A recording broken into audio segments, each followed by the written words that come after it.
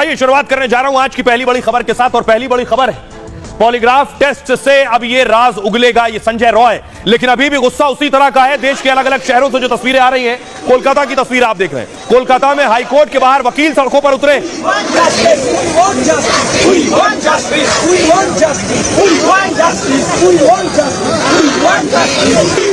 ये वकीलों को आप देख रहे हैं। अगली तस्वीर देखिए, ये पुलिस मुख्यालय के बाहर, ये यानी पुलिस हेडक्वार्टर के बाहर की तस्वीर मैं आपको दिखा रहा हूं। वहां भी प्रदर्शन हुआ।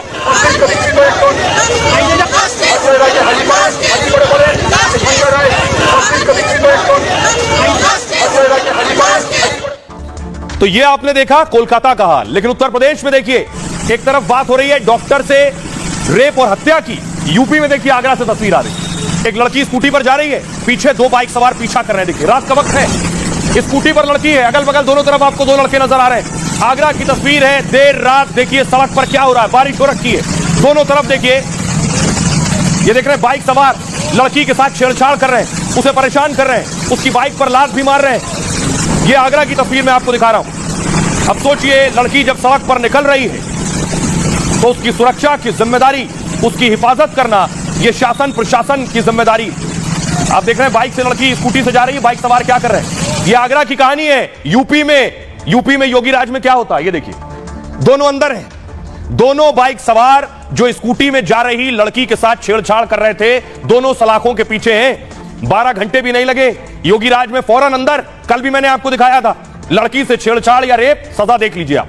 अगली तस्वीर देखिए, अंबेडकर नगर, रेप किया था यूपी के अंबेडकर नगर में, इनका भी आज एनकाउंटर हो गया। हर दूसरे दिन ऐसी तस्वीर सामने आती है यूपी की।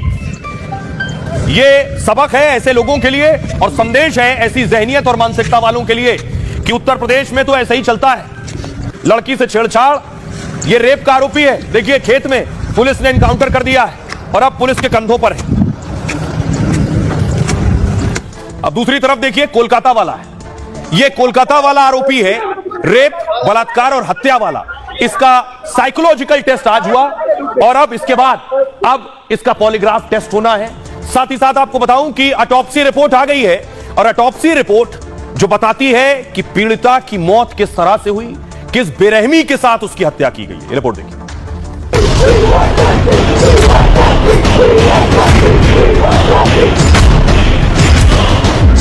डॉक्टर से हैवानियत और मर्डर को लेकर दिल दहला देने वाला खुलासा हुआ है। पोस्टमार्टम के बाद सामने आई ऑटोप्सी रिपोर्ट का सच जानकर किसी की भी रूह कांप उठेगी। डॉक्टर बिटिया के साथ पहले बेरहमी से रेप हुआ, फिर उसकी आवाज दबाने के लिए उसका गला घोट दिया गया। डॉक्टर ने खुद को बचाने की कोशिश की तो उसके हाथ, पैर और पेट से लेकर प्राइवेट पार्ट तक में हमलों की बौछार कर दी गई।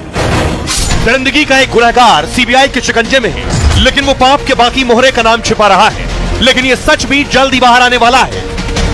आरोपी संजय रॉय का साइको टेस्ट के बाद अब पॉलीग्राफ टेस्ट होगा, मतलब उसका हर झूठ बेनकाब होगा और खुलेगी डॉक्टर से दरिंदगी की सारी परतें और सबूत।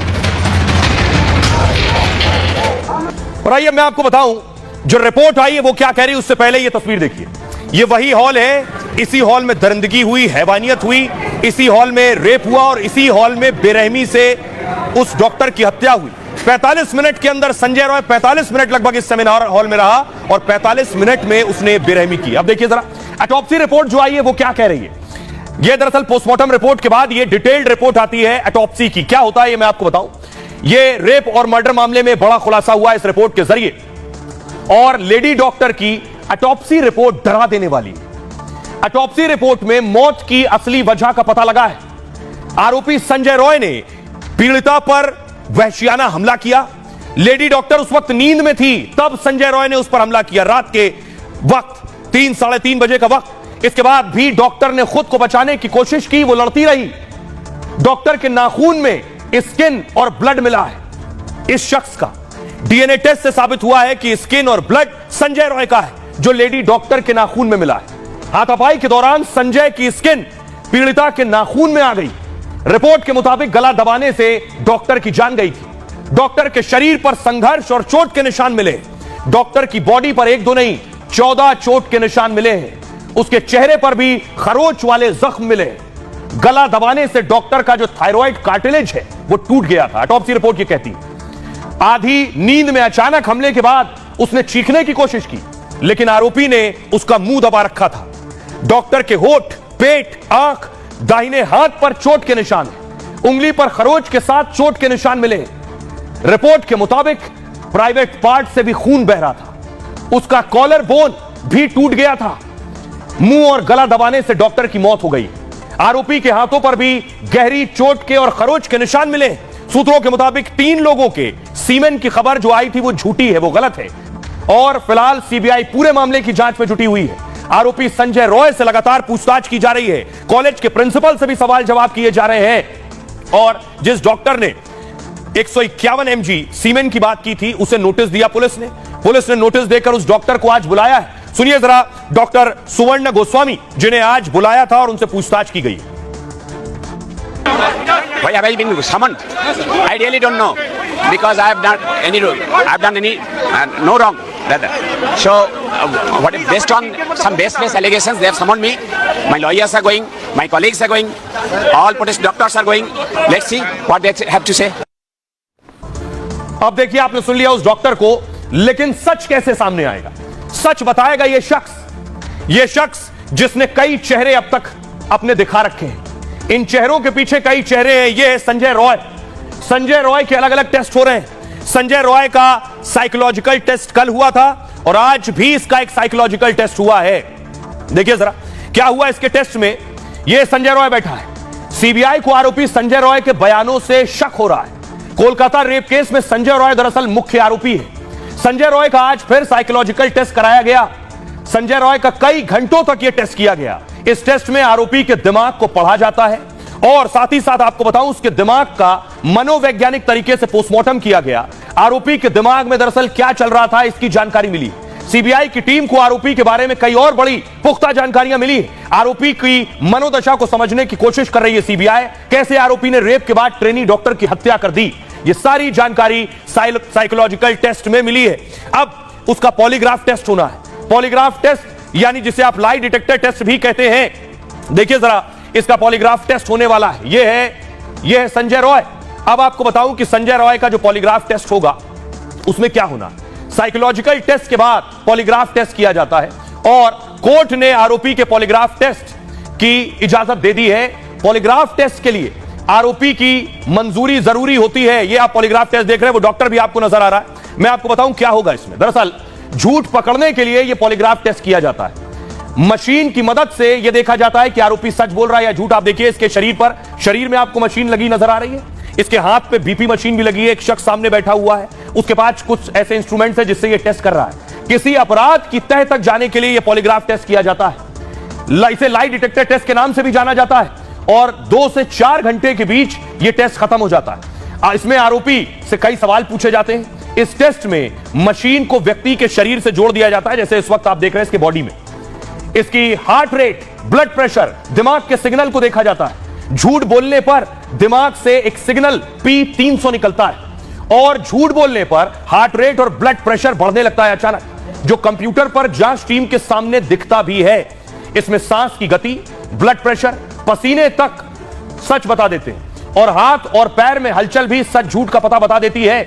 आपको बताऊं यह है पॉलीग्राफ टेस्ट जो इस शख्स का होना है। लेकिन मैं अब आपको बताऊं कि आखिर इसका सिर्फ पॉलीग्राफ टेस्ट नहीं होना है, इसका नार्को टेस्ट भी होना है। नार्को टेस्ट पॉलीग्राफ टेस्ट के बाद होगा। इस नार्को से क्या पता चलेगा? आपको याद होगा श्रद्धा का मर्डर करने वाले आफ्ताब का भी नार्को टेस्ट हुआ था। ऐसे होगा नार्को टेस्ट। दरअसल इसके बाद रेप आरोपी संजय रॉय का नार्को भी हो सकता है। सीबीआई को इसके लिए भी कोर्ट से अनुमति लेनी होगी। दरअसल शातिर अपराधियों से नार्को के जरिए सच उगलवाया जाता है और इसमें आरोपी के शरीर में कुछ दवाएं दी जाती हैं। इस दवा से आरोपी को अचेत अवस्था में ले जाया जाता है। जटिल केस को सुलझाने के लिए नार्को एनालिसिस टेस्ट किया जाता है। यह टेस्ट व्यक्ति को सम्मोहन की स्थिति में ले जाता है और तब व्यक्ति दरअसल जानकारी देने से पहले सोचने समझने की स्थिति में नहीं होता। कोर्ट में नार्को टेस्ट की रिपोर्ट मान्य नहीं होती है, लेकिन इससे जांच एजेंसी को कड़ी जोड़ने में मदद जरूर मिलती है। तो साइकोलॉजिकल टेस्ट के बाद इसका पॉलीग्राफ टेस्ट और पॉलीग्राफ टेस्ट के बाद नार्को टेस्ट। नार्को टेस्ट से पहले व्यक्ति का फिटनेस टेस्ट भी किया जाता है। इसका टेस्ट होगा जिसमें लंग्स टेस्ट, हार्ट टेस्ट सहित दूसरे टेस्ट भी किए जाते हैं। इसमें दवा की डोज आरोपी के वजन पर निर्भर करती है। मॉनिटरिंग जो डॉक्टर देखते हैं वो डोज कम या ज्यादा कर सकते हैं। यह है नार्को टेस्ट। अब सुनिए जरा डॉक्टर कपिल कक्कड़ क्या कह रहे हैं, बता रहे हैं इन टेस्ट से क्या होगा। संजय रॉय का टेस्ट होगा तो वो बातें जो वो छिपाने की कोशिश कर रहा है, झूठ बोल रहा है, वो भी सामने आ जाएंगी। नार्को टेस्ट में क्या होता है कि ट्रुथ सीरम आदमी को दिया जाता है और उसमें उसको ऐसी अवस्था में ले जाया जाता है जहां पे उसकी सोचने की जो क्षमता है वो खत्म हो जाती है और वो सेमी कॉन्शियस स्टेट पे पहुंच जाता है। वो ऐसी स्टेट होती है जहां पे वो अब मैनिपुलेट नहीं कर सकता, जो भी उससे सवाल पूछे जाते हैं वो उसका जवाब देता है। वो इसलिए होता है क्योंकि जब वो सेमी कॉन्शियस स्टेट में होता है उसके जो फिल्टर्स होते हैं ब्रेन के वो कहीं ना कहीं अब काम नहीं कर रहे होते, तो जो जितने भी इंफॉर्मेशन है जो उसके सबकॉन्शियस माइंड जो हिपोकैम्पस ब्रेन का पार्ट होता है उससे अनएडिटेड बाहर आ जाती है और वहां पे पुलिस को क्लू मिल सकता है कि आदमी ने किया, किस किस के साथ किया, कौन कौन उसके साथ इन्वॉल्व थे, कि वो अकेला था, उसने कैसे प्लानिंग करी। तो ये सब चीजें इस टेस्ट के माध्यम से हमें पता चलती हैं।